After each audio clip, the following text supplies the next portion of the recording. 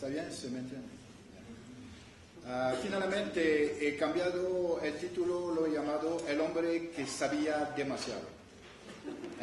Aquí en esta mesa se me da la oportunidad de remontar un poco al tiempo de unos 40 años, lo que no me pone muy alegre, pero así es. Época en la cual nos encontramos entonces a principios de los años 70.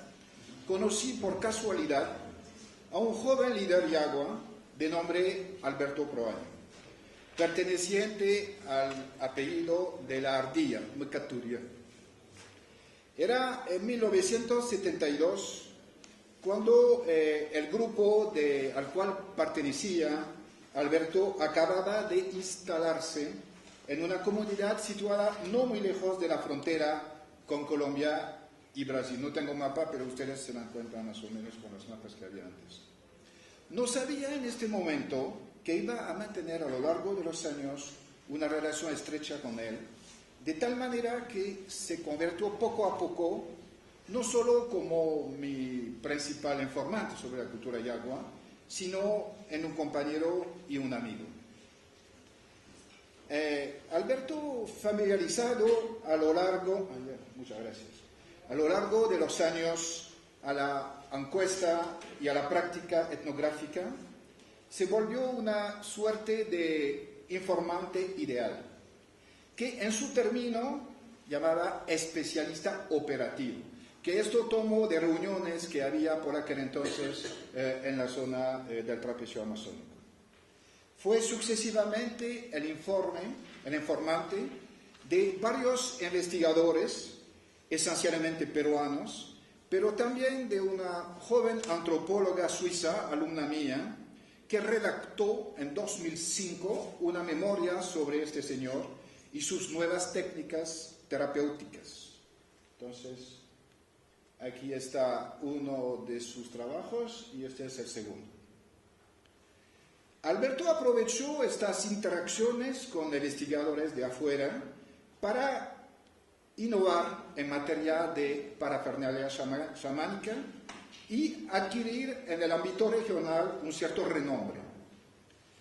Llegó también a organizar y clasificar su saber en distintas categorías precisas que podía destilar a quien se lo pedía, en una suerte de intento de ordenar el conocimiento global sobre los yagua, lo que era una tentativa, digamos, única hasta hoy, digamos.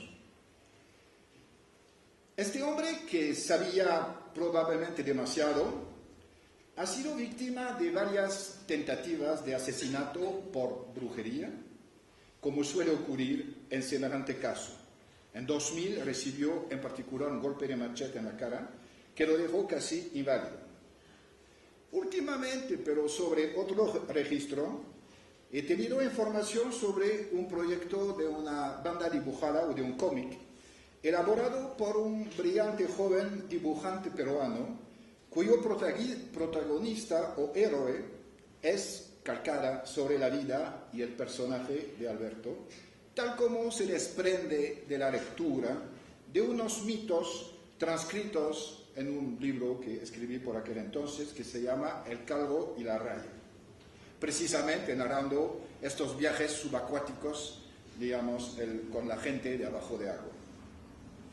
Este seguimiento de la trayectoria de un tal personaje sobre un periodo de 40 años me pareció propicio para llevar una reflexión sobre la manera de cómo el pensamiento y las prácticas de un mismo informante puede transformarse a lo largo del tiempo. Eso me llevó a explorar distintas pistas y plantear preguntas hoy en debate dentro del llamado patrimonio cultural, es decir, cuando la cultura se vuelve una categoría indígena, en la cual se incluye efectivamente desde entonces los saberes de los pueblos indígenas. ¿Qué sucede cuando varias generaciones de investigadores solicitan los mismos informantes o interlocutor, como se dice ahora, indígenas? ¿De qué manera estos últimos utilizan, transforman, incorporan los escritos de los etnólogos y cómo estas apropiaciones transforman a su vez sus propias concepciones. ¿Cómo puede surgir de esta confrontación la figura inédita del autor indígena en esta cultura? A medida que parece formarse un cuerpo de conocimiento estandarizado. Y cómo este personaje se diferencia, sí o no, de la figura del especialista cultural muy en boga en estos años de comercialización de la cultura y de la educación intercultural bilingüe. Mucho, como lo saben ustedes, se ha escrito sobre las relaciones entre el etnógrafo y sus informantes. Hemos hablado también de eso en varias oportunidades estos días. Sobre sus modos recíprocos de valorización o de legitimización. En particular, cuando estas relaciones suelen, como ocurre a menudo, limitarse a pocas personas. Cuando no se trata de un solo informante, como en el célebre caso que hemos visto esta mañana de Antonio Guzmán. En su reseña de la edición inglesa del libro, Roberto da Mata enfatizó el caso como el primero ensayo moderno sobre la cosmología de un pueblo amazónico en el cual la descripción está basada sobre el discurso de un solo informante indígena, encontrada en la capital. Entonces, como del yo se pasa a nosotros. Relaciona el procedimiento, Roberto da Mata, al método utilizado en la obra de Capistrano de Abreu, Racha Unicuin, que muchos de ustedes conocen, de 1914, basada también sobre textos procurados por dos jóvenes Kaxinawa en Río de Janeiro, que incluso era muy joven y siempre es un, no sé, los que conocen este libro, que está hoy día trabajado por los propios Kaxinawa, es una joya, es un libro finalmente, primer libro posiblemente dedicado a los propios Kaxinawa, ya que escrito en Kaxinawa.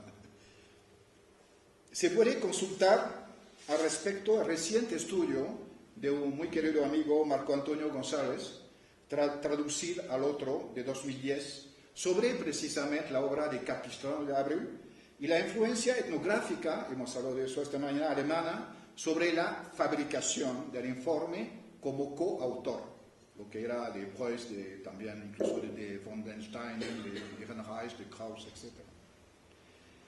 Podríamos citar muchos otros ejemplos, como el caso de John Brown, que me está muy, quien fue el guía informante de capitán Wiffen, sin el cual, efectivamente, obviamente, Wiffen nunca hubiera producido tal obra, tal como se presenta. Pero bueno, estamos escribiendo un libro sobre Wiffen, entonces todavía hay mucho que se puede decir. El artículo de Margarita Becerra, consagrado a la memoria de Antonio Guzmán, de 2007, Antípoda, contiene reflexiones interesantes sobre los procesos que llevaron sucesivamente a la fama y luego al olvido de este personaje, Antonio Guzmán, clave en los estudios de Alba López, por no haber, según ella, producido una obra escrita. Esta noción de obra escrita la voy a desarrollar y está en conexión también con la producción hoy día de muchos archivos escritos de varios informantes olvidados. Lo interesante que se hace siempre a través de la escritura. Todo, digamos, el aspecto más sonoro, archivos sonoros son, digamos, no privilegiado, y eso es un tema que voy a seguir hablando. Volviendo a Alberto Proaño, si bien es cierto que él tampoco no produjo ningún texto escrito, por lo menos directamente, en cambio informó, dibujó, utilizó a su modo los escritos de los etnólogos para producir de alguna manera una historia personal como autor. Se debe aclarar, sin embargo, que el surgimiento y la construcción de dicha historia debe mucho, por supuesto, a las normas actuales de reconocimiento y valorización del saber y de la cultura indígena en los círculos intelectuales, ambientalistas y sobre todo en el marco de la salvaguardia del patrimonio cultural mundial promovido por la UNESCO. Pero al mismo tiempo asistimos a una mercantilización de la cultura indígena etcétera, etcétera. En dos palabras, ¿quién es Alberto? Alberto nació en los años 40 en la lejana frontera entre el Perú y Brasil, en el Yavarí.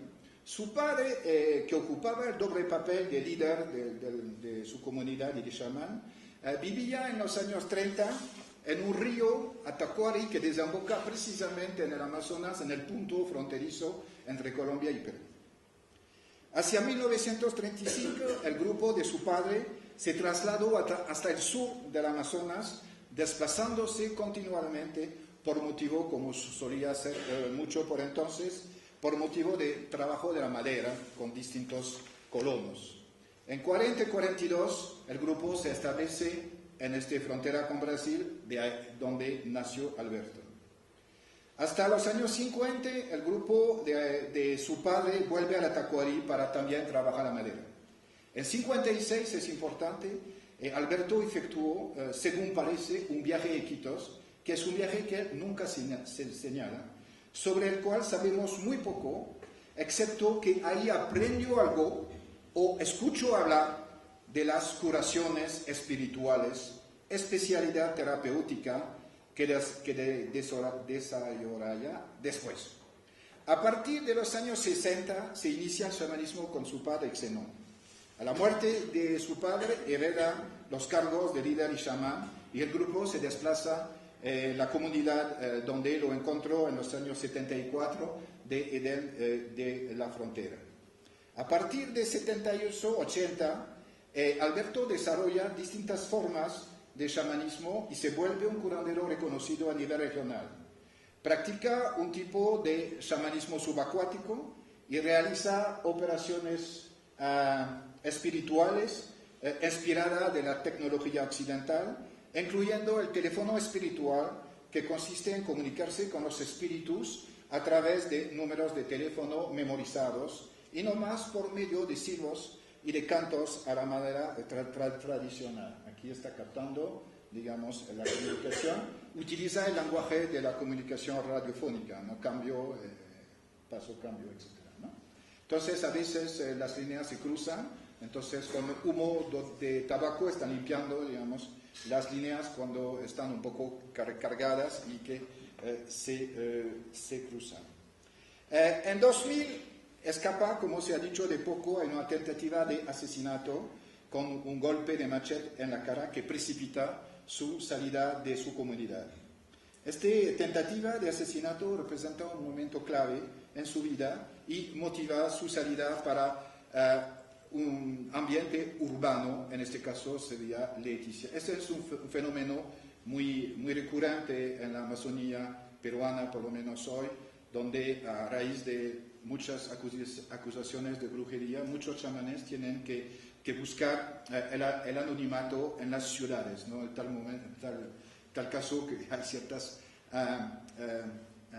ciudades como San Lorenzo que se han vuelto como refugios de chamanes acusados de brujería, y en la ciudad efectivamente las pistas se pueden perder, ¿no? A partir de 2004 se instala con su familia en los alrededores de Leticia, donde vive ahora.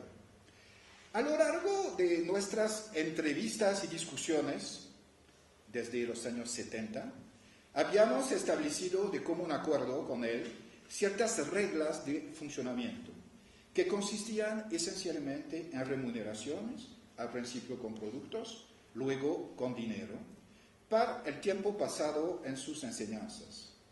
Habíamos también definido métodos y temas de trabajo, vocabularios, transcripción de mitos, recolección de plantas, etc. De tal modo que a lo largo del tiempo su propio conocimiento se organizó de acuerdo a las preguntas y centros de interés del investigador.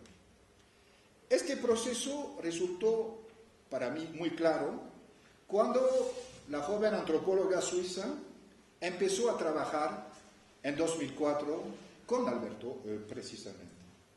Este último había ya, por esta fecha, completamente reorganizado y clasificado su saber por temas y rúbricas. mitos, cantos, ritos, bailes, música, plantas, animales, etc. Llegando a ser, según la expresión de la propia antropóloga suiza, el informante ideal. En su tesis de licenciatura, escrita al respecto en 2005, que hemos visto, escribía que Alberto percibía inmediatamente lo que ella quería. Cito: decía que mi investigación era demasiado imprecisa, que debía tener ideas mucho más precisas. Cuando le dije que me interesaba tal o tal cosa, contestaba con satisfacción que con esfuerzo yo podía lograr precisar mis ideas. Recordaba que tenía que tomar notas y hacer preguntas. Finalmente, dijo esta antropóloga en su trabajo, se comportaba como el profesor frente a su alumno. Alberto puso también los términos del contrato entre él y el investigador. Había que comprar, tarion, en la lengua yago, su saber por hora, durante el trabajo. Utilizaba sistemáticamente el término de compra, tarion, y de trabajo, guardia, para calificar su colaboración con el investigador. Estos dos términos son muy interesantes, ya que califican también las transacciones que el chamán, pero puede ser también el cazador, desempeña con los espíritus y que implican siempre un pago. Cuando un cazador consigue un animal o cuando el chamán consigue un espíritu auxiliar, dice que lo compra, tarion.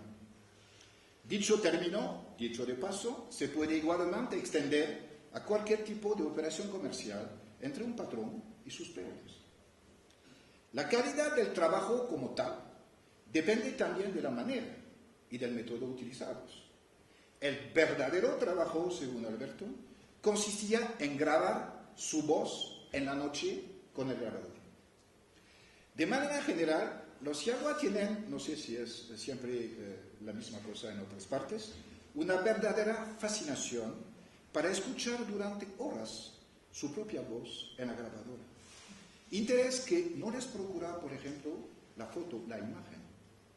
El hecho de escuchar su propia voz es un asunto de mucha significación en esta cultura, ya que la comunicación con los no humanos en general suele realizarse sobre un registro de voz particular, hiperagudo, que necesita incluso varios preparativos, como el raspado de la lengua con una concha. De modo que el registro acústico sobre el cual se entona un canto dedicado a los espíritus tiene mucho más importancia que su contenido o el significado incluso de su letra. Es decir, que otro rival puede imitar mi canto, pero no puede imitar el tono de voz sobre el cual lo va a cantar. Es por eso que cuando usted graba su canto, él nunca graba en el registro de voz que tiene que grabar. Nadie lo puede robar su canto. Resulta bien claro que a lo largo de su familiarización, para utilizar un término de nuestro colega Carlos Fausto, con el investigador, Alberto había llegado a ser dueño, a haber fabricado un cuerpo de conocimiento clasificado en categorías más o menos estancas, que le permitía anticipar muchas veces las preguntas, o relatar historias, especialmente mito, sin necesidad de solicitarlo. Uno de los acontecimientos más interesantes en el transcurso de estos años ha sido cuando Alberto realizó en 2005 un nuevo dibujo del universo a solicitud de la antropóloga suiza, que más bien su alumna, más que la mía, utilizado para eso su propio dibujo que él hizo unos 30 años antes que ven aquí, en 1976, y que fue publicado en un libro mío. Entonces, su dibujo es este. Entonces vamos a ver no hizo aparentemente nada más que, según su término, copiar el dibujo, que era su propio dibujo, a partir del libro abierto a la página adecuada, para, según su expresión, no equivocarse. Es decir, el dibujo impreso de 1976 le servía de patrón, de modelo, para no cometer errores.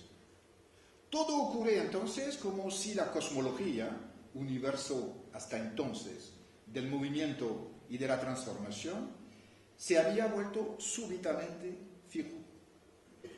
En realidad hizo algunos cambios, estos microcambios que siempre tienen macro resultados. Por ejemplo, en el orden de los mundos. Utilizó también una regla para que le parecía, como lo ven ustedes, mucho más recta, ¿no? En este dibujo aquí. Hizo sobre todo dos añadidos. El primero toca la presencia del teléfono espiritual que se encuentra por aquí, que puso el teléfono espiritual, que es un artefacto que no tenía en 1976.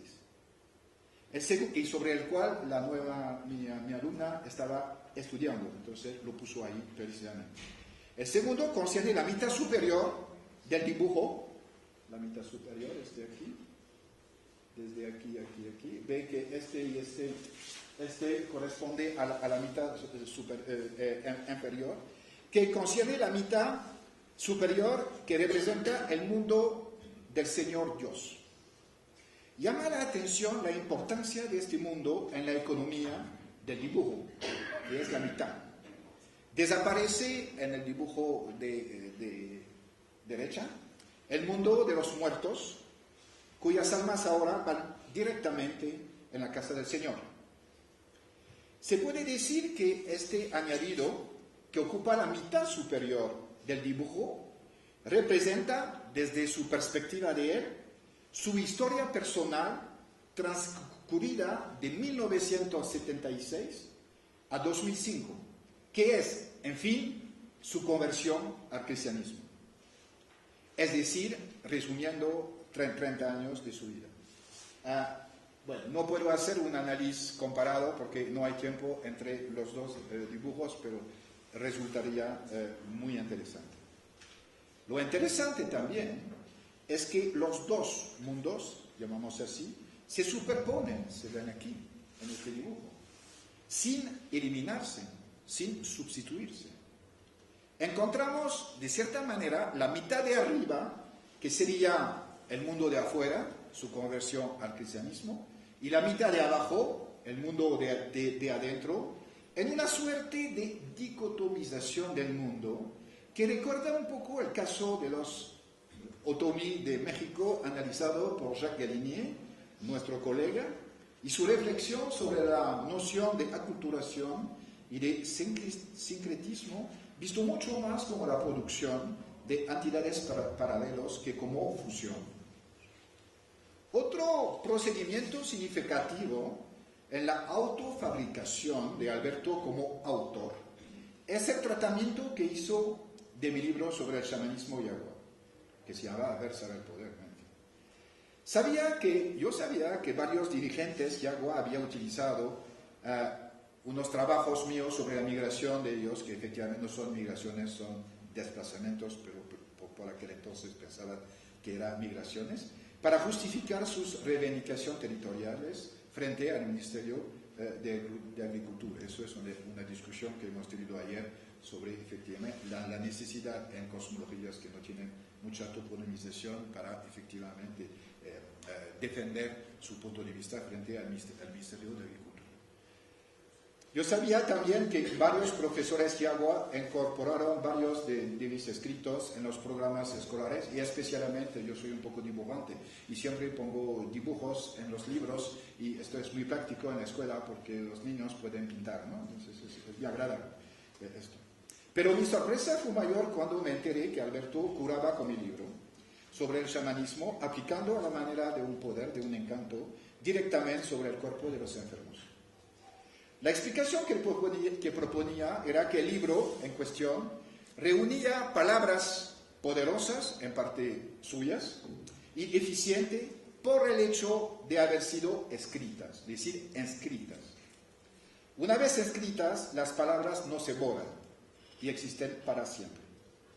Me contaba también que el simple hecho de abrir el libro le hacía recordar inmediatamente las letras de cualquier canto, sin temor de equivocarse y sin necesidad de memorizarlos antes. Sabemos que la letra no es tan importante que el tono.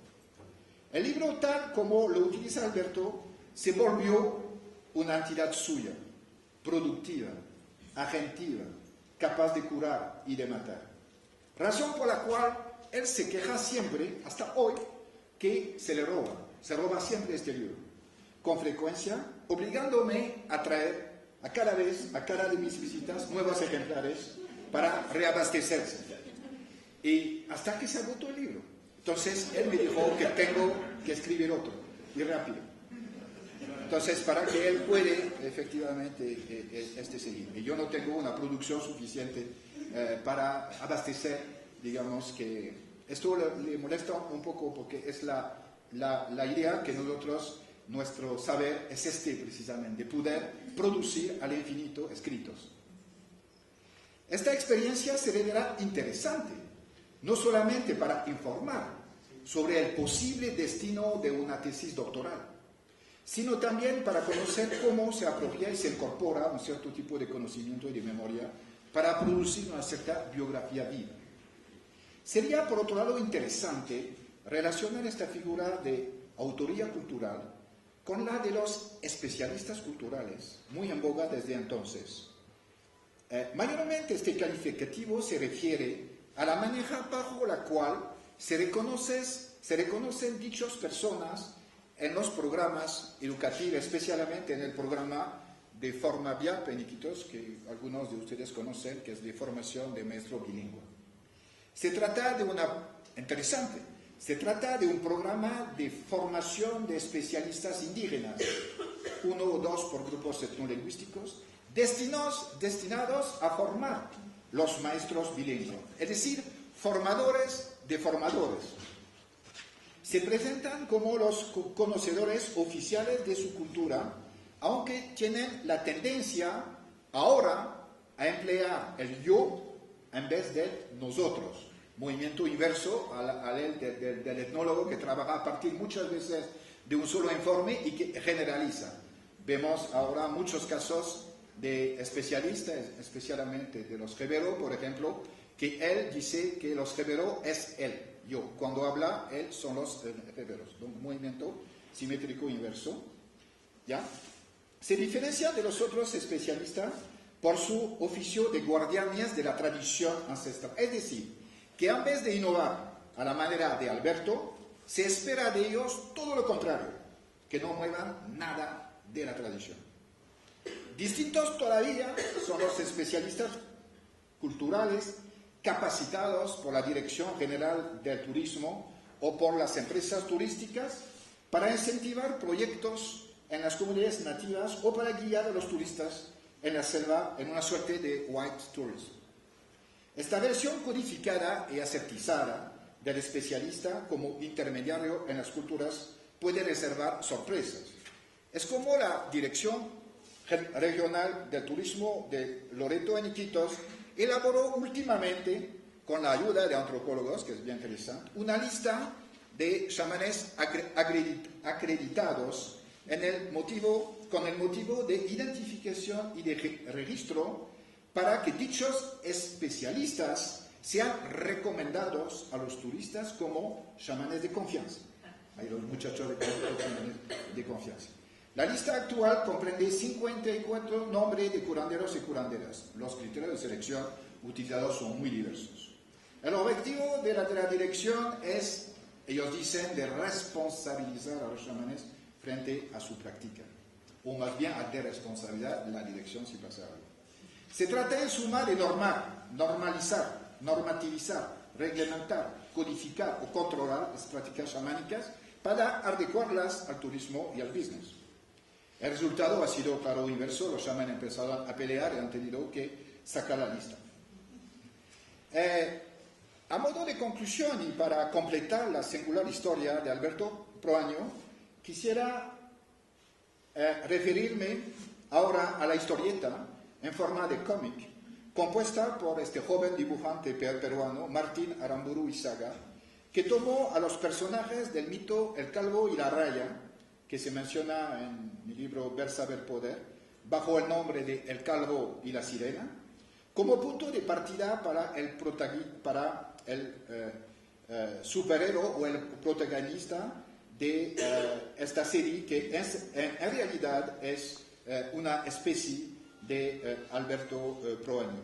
La estructura de la historieta cuenta las hazañas del calvo, basadas en la vida y en el personaje de Alberto.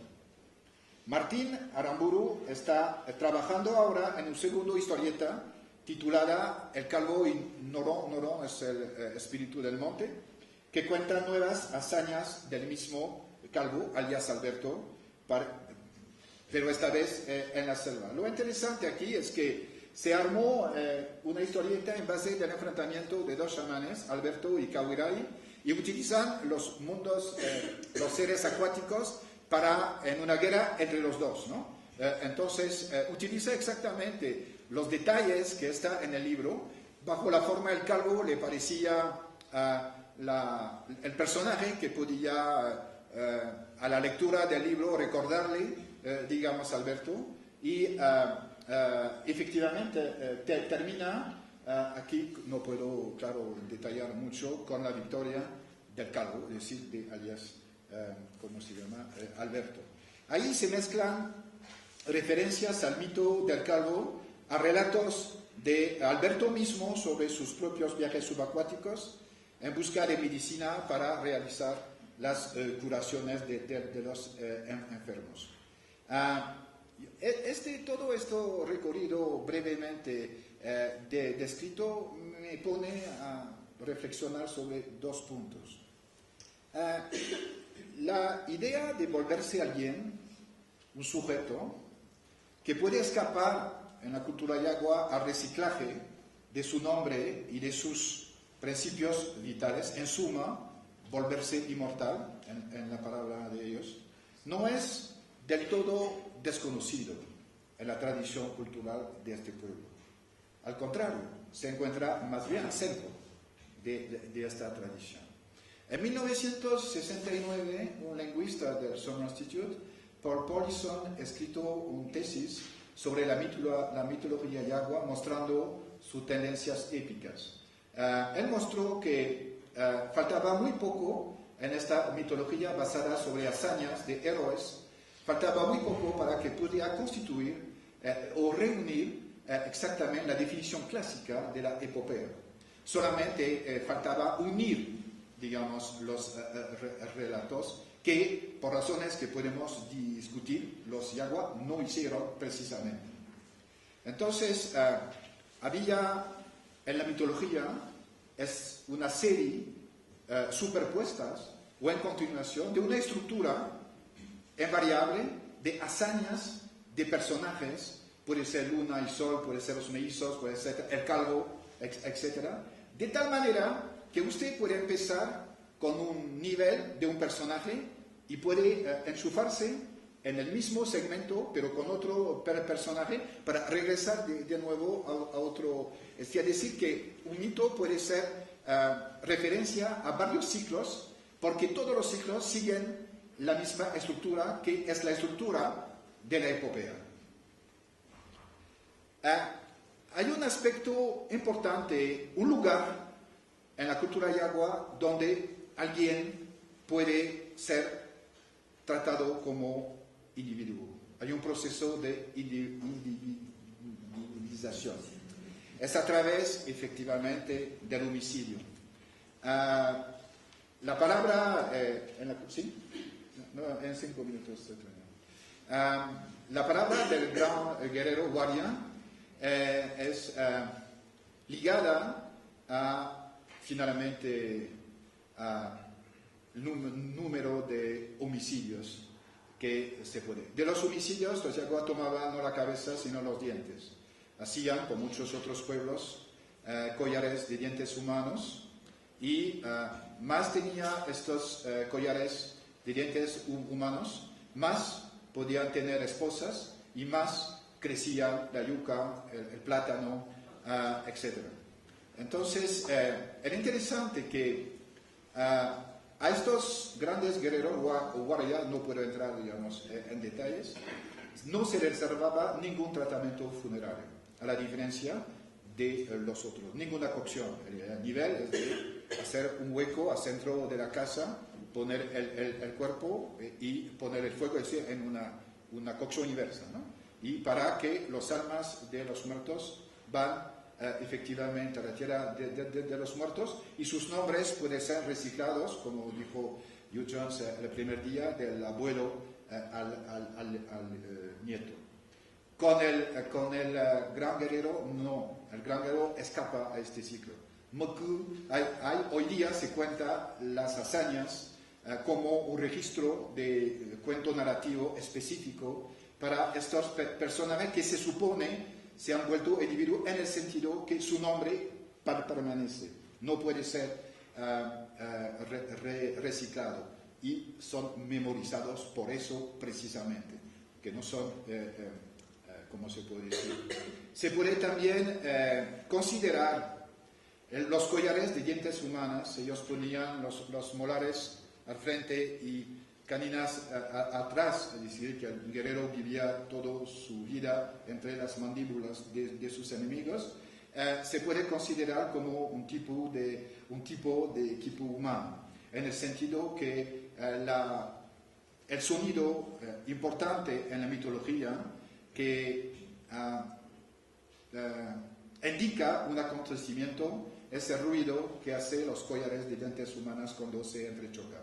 Y cuando se entrechocan, toda la genealogía, toda la memoria de los muertos se desarrolla. Bueno, aparte que tienen cuerdas anudadas, que es otro rollo, que no puede ser tipo humano, pero que es otra forma. Es interesante que del lado de los dientes tenemos los cantores, del lado de los que cuentan las historias de los guerreros inmortalizados, si se quiere decir, Tuchun, que es otro nombre, que es el contador, el hablador, si se quiere, que son dos personajes muy diferentes. Entonces, es interesante finalmente de poder percibir en la discusión que hemos tenido sobre la distancia necesaria para producir una biografía. Yo creo que en el caso, por lo menos, de los Iago, existen procesos internos de producción de esta que yo he llamado antes, porque he escrito hace muchos años, un proceso de ancestralización, que no es muy lindo como palabra, digamos de producción, ¿no?, de una cierta biografía que permanece.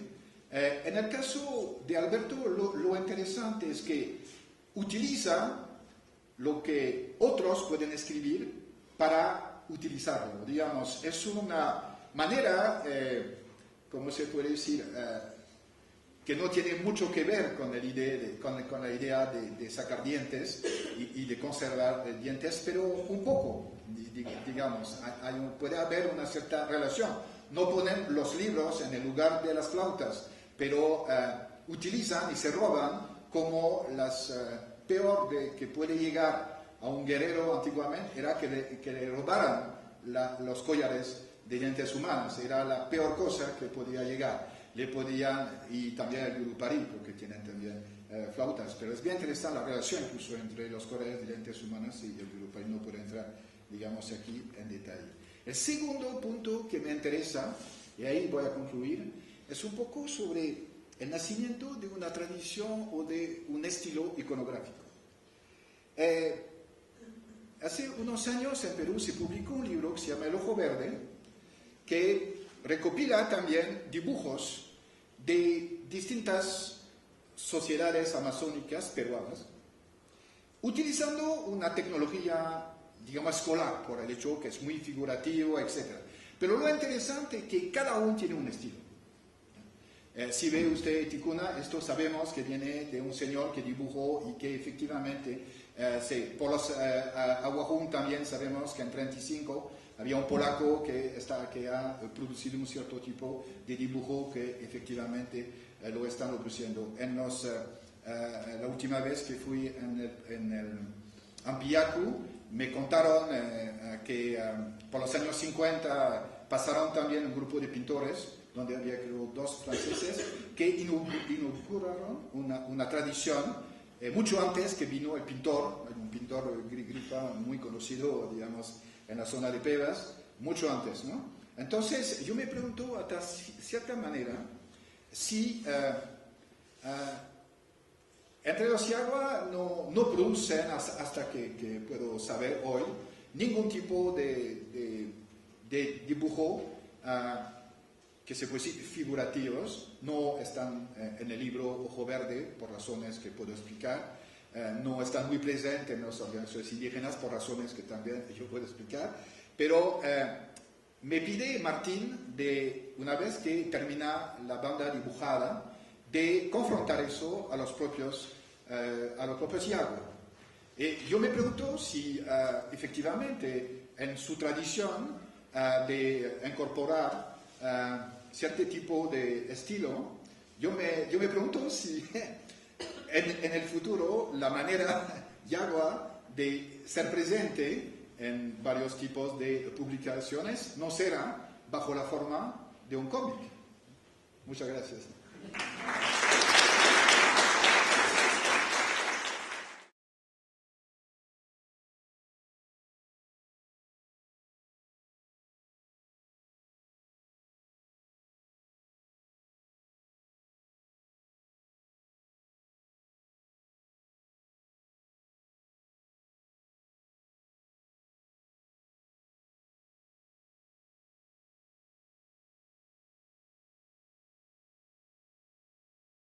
¿Está bien? ¿Se me entiende?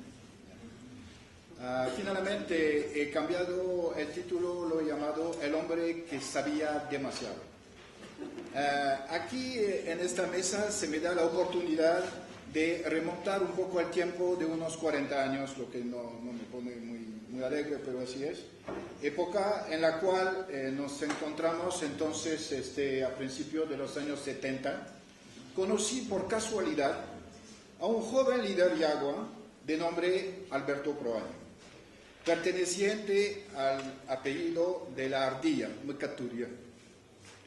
Era en 1972 cuando el grupo al cual pertenecía Alberto acababa de instalarse en una comunidad situada no muy lejos de la frontera con Colombia y Brasil. No tengo mapa, pero ustedes se dan cuenta. Aprovechó estas interacciones con investigadores de afuera para innovar en materia de parafernalia chamánica y adquirir en el ámbito regional un cierto renombre.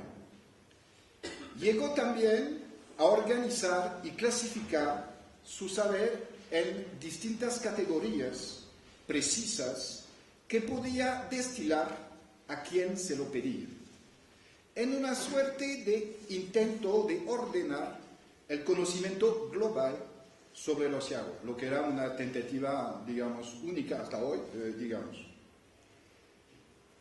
Este hombre, que sabía probablemente demasiado, ha sido víctima de varias tentativas de asesinato por brujería, como suele ocurrir en semejante caso. En 2000 recibió en particular un golpe de machete en la cara que lo dejó casi inválido.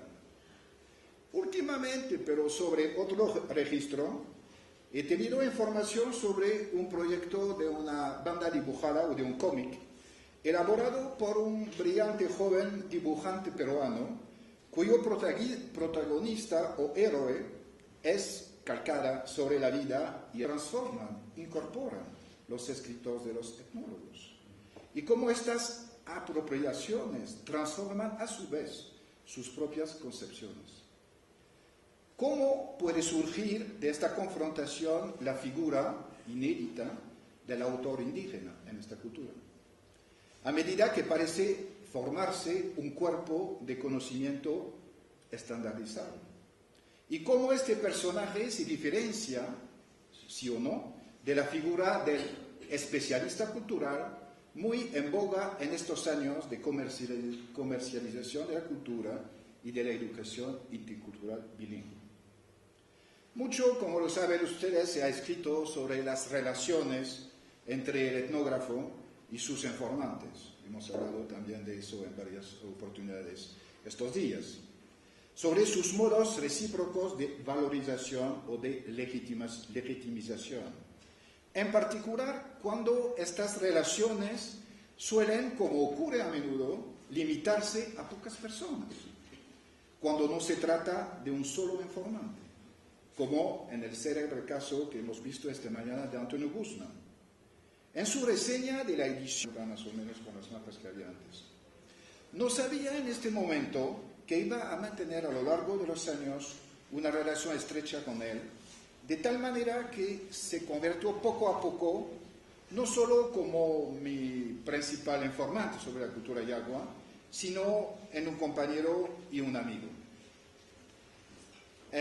Alberto, familiarizado a lo largo, muchas gracias, a lo largo de los años a la encuesta y a la práctica etnográfica, se volvió una suerte de informante ideal, que en su término llamaba especialista operativo, que esto tomó de reuniones que había por aquel entonces en la zona del trapecio amazónico. Fue sucesivamente el informante de varios investigadores, esencialmente peruanos, pero también de una joven antropóloga suiza, alumna mía, que redactó en 2005 una memoria sobre este señor y sus nuevas técnicas terapéuticas. Entonces, aquí está uno de sus trabajos y este es el segundo. Alberto, el personaje de Alberto, tal como se desprende de la lectura de unos mitos transcritos en un libro que escribí por aquel entonces que se llama El Calvo y la Raya, precisamente narrando estos viajes subacuáticos, digamos, con la gente de abajo de agua. Este seguimiento de la trayectoria de un tal personaje sobre un periodo de 40 años me pareció propicio para llevar una reflexión sobre la manera de cómo el pensamiento y las prácticas de un mismo informante pueden transformarse a lo largo del tiempo. Eso me llevó a explorar distintas pistas y plantear preguntas hoy en debate dentro del llamado patrimonio cultural, es decir, cuando la cultura se vuelve una categoría indígena, en la cual se incluye efectivamente desde entonces los saberes de los pueblos indígenas. ¿Qué sucede cuando varias generaciones de investigadores solicitan los mismos informantes o interlocutor, como se dice ahora, indígenas? ¿De qué manera estos últimos utilizan